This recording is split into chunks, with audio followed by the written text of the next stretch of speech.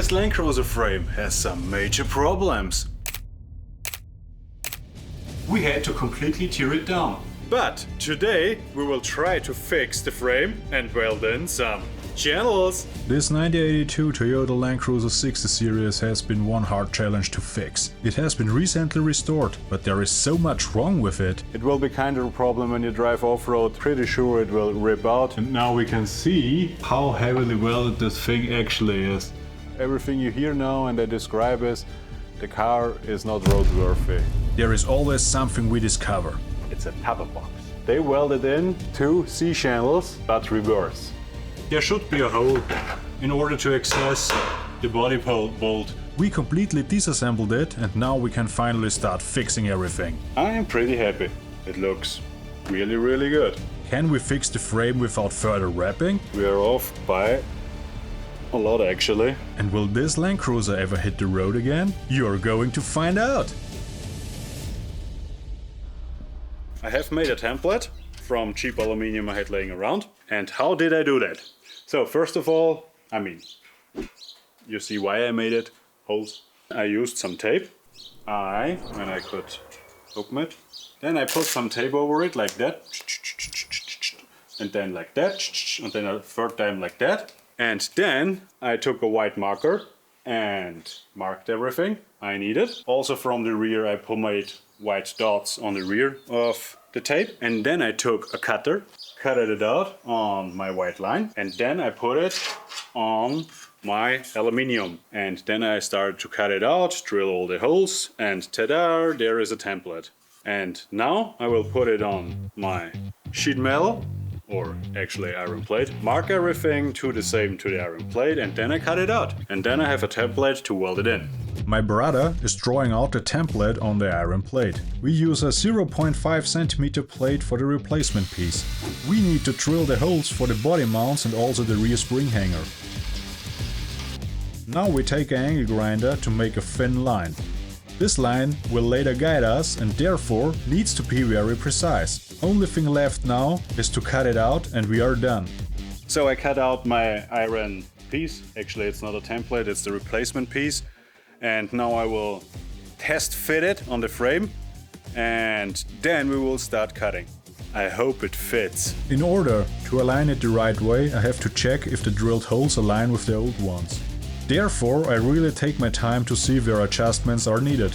It does fit perfectly. The next thing I will do, because I just tack welded the top, let's say, strengthening piece on the frame, I will connect it to the lower frame, because when I cut out this entire section, sure, the rear still holds together and the front, but there could be still that it gets a little bit together or snaps apart, and that's why I drilled the holes. That's not the final holes, they will afterwards drill bigger, but I used the old holes as a template, so I know exactly where the holes for the spring mounts are and the 2 body mounts, so everything is as it was before in terms of position, but not in terms of rust holes. As I said, we start welding and then cutting. Now it's time to prep everything to weld the jig. For welding I use my MIG-MAG welder. This welder has definitely seen some action. On frames and strengthening parts I mostly weld with around 140 to 150 amps. First of all I finished my top strengthening part for the jig. It will be now welding it. And afterwards we cut that out and then we talk a little bit closer about that. The reason why we now need to weld the upper and lower part of the jig is because we need more stability. We want to be 100% sure that the frame won't warp further. When we lifted up the frame and inspected it, you could clearly see that the frame warped when it was previously restored. The reason why it warped previously was when welding too hot, distortion can occur. Metal expands due to the heat and it contracts as it cools. This can lead to unwanted distortions, stresses or deformations. When the previous owner fixed the frame, he just welded the frame as a whole without checking if everything is still in place. But in our case we needed that support because we will cut out structural pieces. The jig makes sure we won't move anywhere. But the good thing about the replacement piece is it needs just some minor adjustment in terms of cutting and a little bit of grinding because it sits too tight. but it looks good. I need to grind the metal to make it fit perfectly. When grinding, make sure you smooth out the edges so the weld can really go through, and on top of that you don't cut your fingers. Only thing left to do is to cut out the square we drilled prior. I want to really preserve the edges and it should look almost like it's fresh out of the factory, so I'm extra careful here.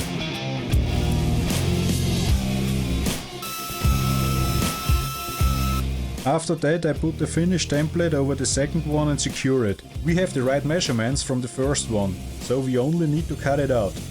So now we have to cut as precise as possible to make fitting as easy as possible. Let's go.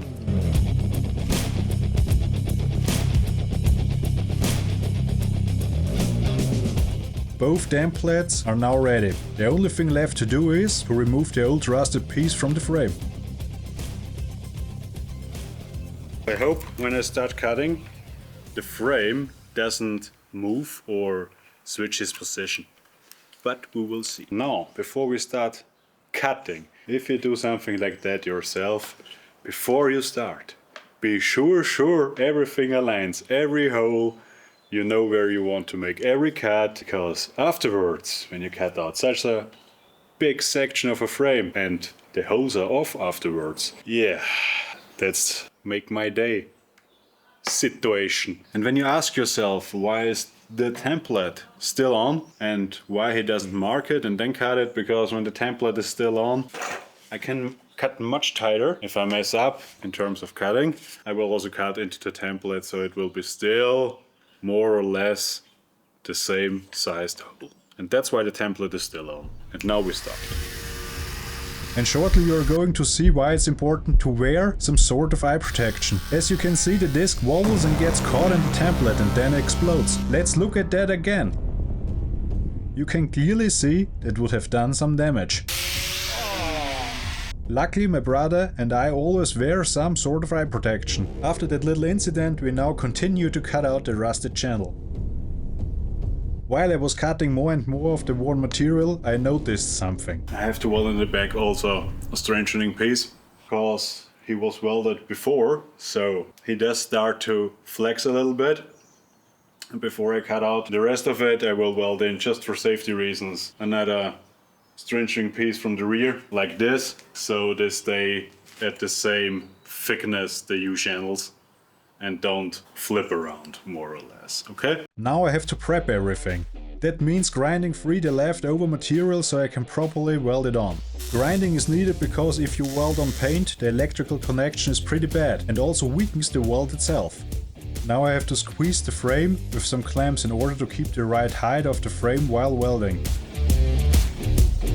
And we are done. The frame is secured.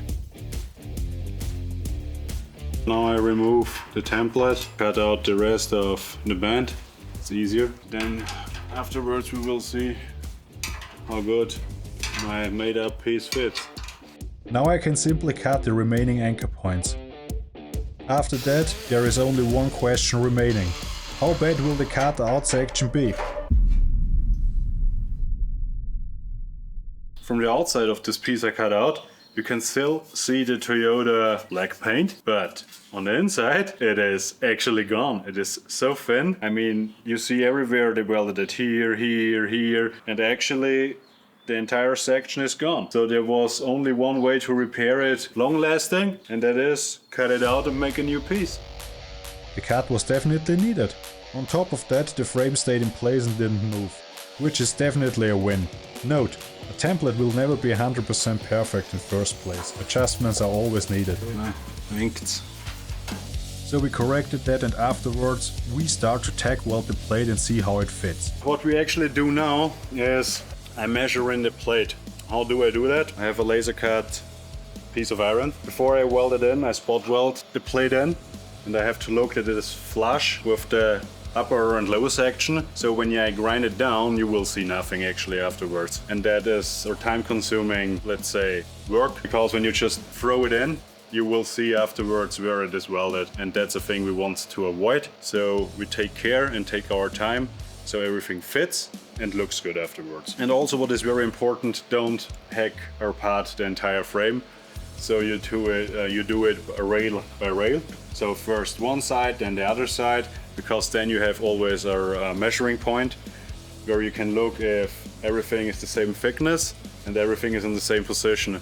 Because when you hack apart the entire frame, you will have no reference point, or at least it will be very difficult to get it back in everything, and it is afterwards straight and you see nothing. So it's just a time-consuming work and you have to be very precise.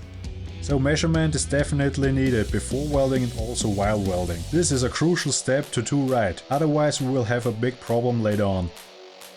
When you weld something like a frame, it is very important that you take your time, because when you're welding a plate like this, who is nearly half a meter long, or actually longer than half a meter, and you weld on a high stage. In my case, it's around 140 to 150 amps, so I can really penetrate the frame and also the template. You have to take your time because you put so much heat and stress into the metal, the entire frame will glow. If you just weld the entire gap at once, it is just too much. So I take my time and let cool it off in between, and also where I see the plate is too tight in the frame, where I see very light in between, I take our cutting disc, I open up the gap a little more so the weld can go in between. It is very important in terms of structural integrity, so the frame will not break, and also because when the gap is so narrow that you barely see light, you don't have much weld in between. I open it all this up with a little cutting disc. When I fit it in, it is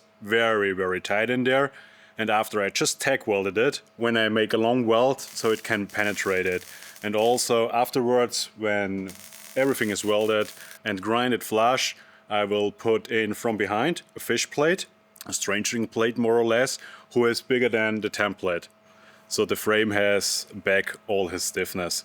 I mean, it will be very strong, very welded in the template, but it is just a 2.2 ton heavy 4x4 and not a semi. But it is thicker and it doesn't flex so much as it is too weak and starts to break on the hanger.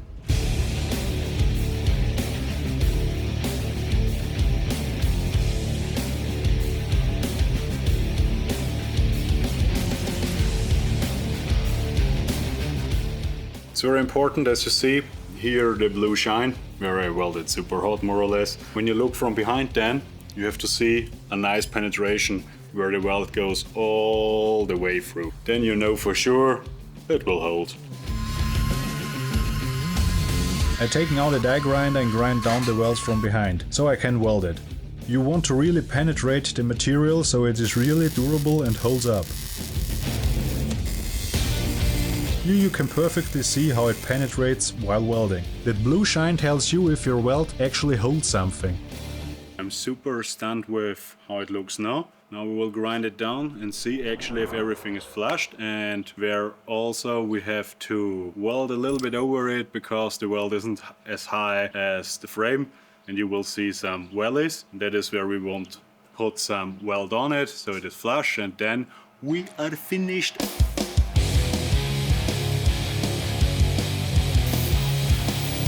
We are finished with grinding, and the finished product, the grinded product, looks good. I mean, besides that little spot I couldn't grind because there is the jig, and grind that down afterwards when I get it out of the jig.